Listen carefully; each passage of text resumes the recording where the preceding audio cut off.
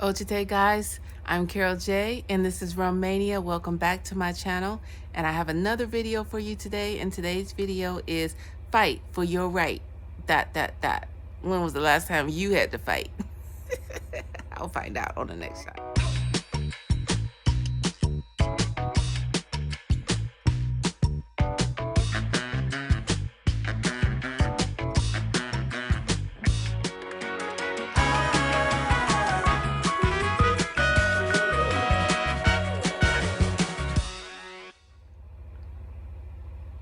Ojite guys, how you doing? I hope all is well with everybody out there. I do have another video, and as I said in the first shot, today's video is fight for your right. And I'm not talking about the Beastie Boys party song. I don't know, a lot of people probably don't even know what that is, or maybe you do, but anyway, it was cool. I liked the Beastie Boys back in the day, but they had a really popular song, and it was called Fight for Your Right to Party. And I don't know, maybe it could go, for what I'm talking about, because we all heard the term fight for your right. I mean, what rights do you think that you are lacking, that you are void, being blocked out of? Are there any? And the one particular right that I would say in this, because I'm all about the mind, I'm all about the mental, and so I'm all about the thoughts, and so I'm all about beliefs. So when I talk about fight for your right, it's the fight for your right to expand in your mind and in your thoughts. That's what I'm about. I'm the mind. I like to talk about the mind. So I have some notes here. So if you see me looking down, I'm going to go over a couple of notes for this. Okay, so I do always like to get like either a definition or a contradiction or opposing opinion of it. So I found something online, and this is from, I really don't know what it's from. Oh, it comes from medium.com. And he says, because I looked up the phrase, because it is a common phrase, and especially here, and I'm in the U.S., so I don't know where you are, but in the U.S. this was a common phrase, and it was called "fight for your right," and it's basically the phrase people would say is the fight for your right for your. Okay, I'm just gonna read what it say, and then we'll go from there. He said, we love to say fight for your rights. It says the phrase is filled with many connotations about the protection of rights that are granted to us by the Constitution. I'm not talking about the Constitution. The simple phrase is led to destruction of tyranny and the hope for a better future. Okay. So I'm going to stop it right there, because it goes into about how we are a country that knows how to fight for our rights. We are a country that knows how to fight for our rights. I don't know. Do you? Do you know how to fight for your right? And I don't truly agree with that statement, because when I think about a country that knows how to fight for their rights, I would see a country that is more equally balanced financially, structurally, and we're supposed to be in the richest country there is. But do you see a problem with the wealth gap? Is it just me? Am I the only one to see a problem with the wealth gap, or within this country, which is supposed to be one of the richest country in the world? So when he said we as a country, we know how to fight for our rights, I don't know who he's talking about, because from where I'm sitting, I see a lot of unjust. I don't see people fighting for their rights. What questions have you been asked, and have you been asking any questions when it comes to fighting for your rights? And I would say the reason why a lot of people don't ask questions is because they don't know what to ask. If you don't know what to ask, how do you fight? What are you fighting if you don't know what you're fighting for? And so I, Carol J here at Romania, I want to fight for your mind. I want to fight for your mind, to get your mind expanded, elevated, and for growth. And the way we do that is we clear our mind. First, we got to let our mind clear, because there is a lot of baggage, I would say mental baggage, that many of us hold around. People hold around baggage, and sometimes people know they holding around baggage, and sometimes they don't. And I want to try to give an example of knowing you holding on baggage.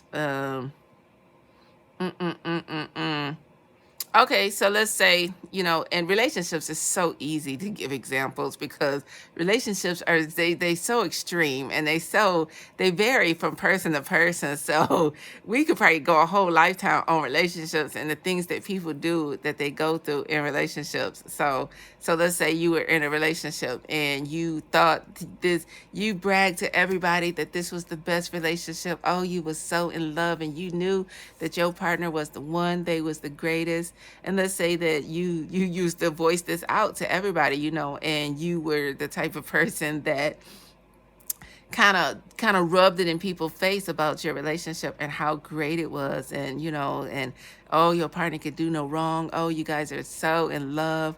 And then your partner goes and does something like cheat publicly, like they cheat where it's public, and now everybody's looking at you like, oh my God, what happened to the relationship? Is there problems going on? So now, because of this humiliation, you feel distraught. You feel distraught, so you cannot get over it because, for one, you feeling hurt from the inside, the heart space is feeling hurt, your emotions is feeling hurt.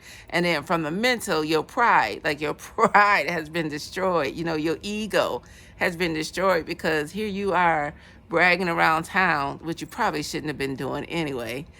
And this is not for anybody in particular. Every story that I give is an example. It may be from my own experience, or it may just be an example. So if this is your story, then pay attention. You might learn something. Otherwise, I don't know. If you get triggered, then turn it off. I don't know. But you probably shouldn't have been bragging around town, because in my experience, the one thing that you don't share with too many people is the inside scoop to your relationships, your intimate relationship. Really, no relationship. You don't really give anybody the inside scoop to your relationships. That's what kind of makes your relationships intimate. That's what keeps them intimate, because if everybody knows what's going on in your relationships, it's no longer intimate, So my advice is for all intimate relationships, kind of keep them quiet. Keep them on a hush hush. So now you're hurt, within your heart space, and then your mental is kind of messed up because you like, oh my God, they embarrassed me. They embarrassed me so tough. I can't show my face. So now, let's say some time went by, and let's say a year, maybe 2 years went by, and you're still angry. Like, you're still angry. Like, you've tried dating people. Let's say 6 months went by. You tried dating people, and it ended horribly because you're still hurting. You're still hurting. You're still mad, and your mind still has some kind of hang up about the whole situation. Like, you cannot let it go. So guess what it's doing is you're displaying these actions and these emotions in your new relationships, and it doesn't allow you to move forward, because nobody's going to deal with that. Nobody's going to deal with your baggage from where they shouldn't. And if this is somebody else, you shouldn't be dealing with nobody else's baggage from a past relationship. Like, if they want to, yell at you, or torture you, or say you doing this, or call you names, or this, because they're angry with somebody else from the past, nobody has to deal with that. Nobody should be dealing with that.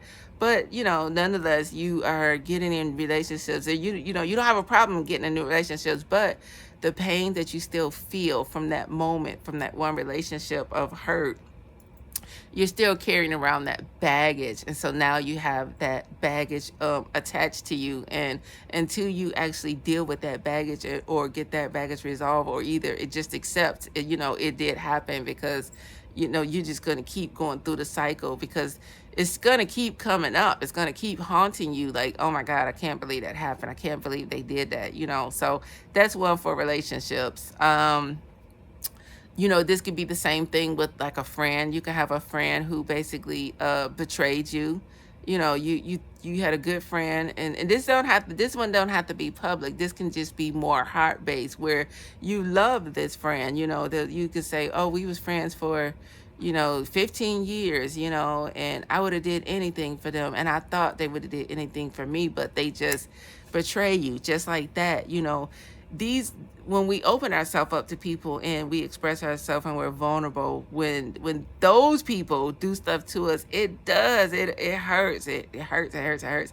So a lot of times it's not easy to let go of that pain. And what it does is it blocks us off. It blocks us off from being like vulnerable. And so that we're holding on to that baggage. So when we meet somebody else, let's say you meet somebody else and they're really cool and you know, they genuine. They just want to be, you know, your friend and stuff like that. And you're just so standoffish and, you know, you don't want to you know, hang out with them, and you don't want to do this, and you know, so you just standoffish because now you find it hard to trust people. So you got the baggage from that.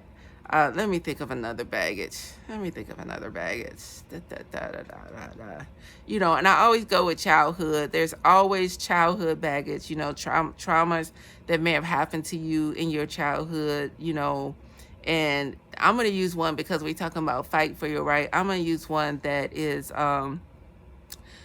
based on family dynamics of um, bullying. Maybe I would say family dynamics of bullies. Maybe you were born into a family of low achieving bullies. That's what I'll say.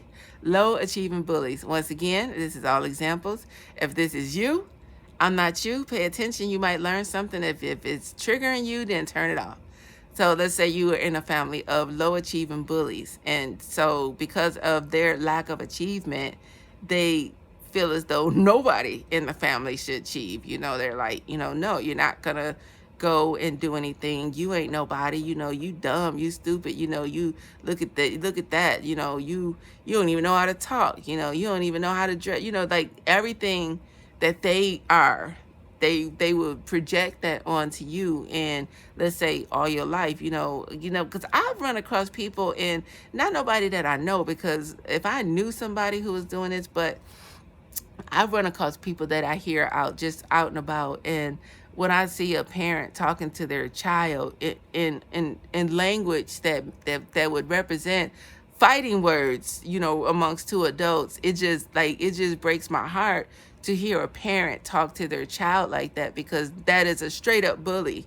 If you call your child any kind of MF and stupid and dumb, and you know, it's especially in public, and you're doing it loud verbally, you know, you gotta know that first of all, that's wrong to do something like that, you know, because like I said, that's just, you're a bully, because a child don't have any recourse. You know, a grown person, if somebody was to do that to them, they can just walk away, you know, or get back with them. But a child, they can't say anything, they can't walk away, they can't do anything, so they're just forced to endure, you know, your low, non-achieving energy, you know, and abuse and assaults and stuff like that. So, and you know, if you, or you know, a child goes through that most of their life, if that's who their guardians are, their elders are most of their life, and that's all they hear is you ain't nothing, you know, get your stupid, you know, this, that, and the other, they're gonna grow up and they're not gonna feel good about themselves. And so, you know, it's gonna reflect, you know, if they're still holding on to that baggage, which they probably will, because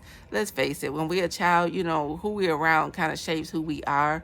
And unless they go and actually get that resolved, like they got to work through those issues of being berated like that, berated, belittled, bullied, because that's straight up bullying.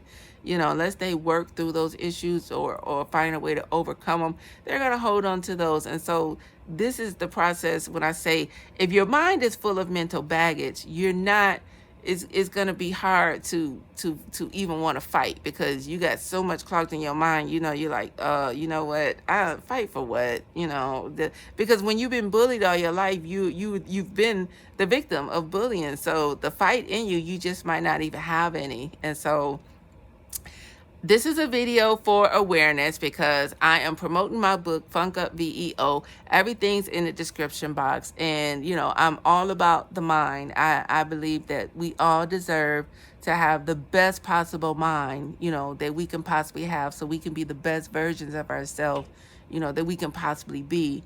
And we can't do that if we have baggage. If our mind is being crowded, it's going to be hard for us to absorb more positive information that's going to lead to our growth, the growth of our mind and the expansion of our mind. Because think about a clogged pipe or a clogged sink or something like that. If If it's clogged and you trying to put more stuff down in there, it's not going to go through because there's a clog. There's something stuck. There's something stuck in the pipe, or that where nothing else can get in. And that's pretty much when with mind baggage.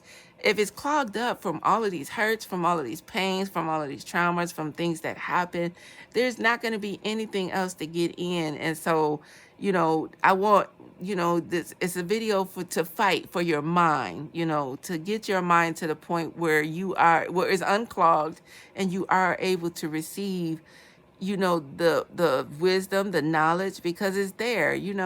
We're all a part of the one, the almighty, the wise one, and we can't get that wisdom if we're boggled, is it boggled down with old baggage or past baggage, sometimes present baggage, of the mind. If we're filled with clogs, so we're not going to be able to receive any information, and so therefore we're not going to have anything to fight for. So, and if we don't have the capacity to fight, then we're just going to be accepting everything.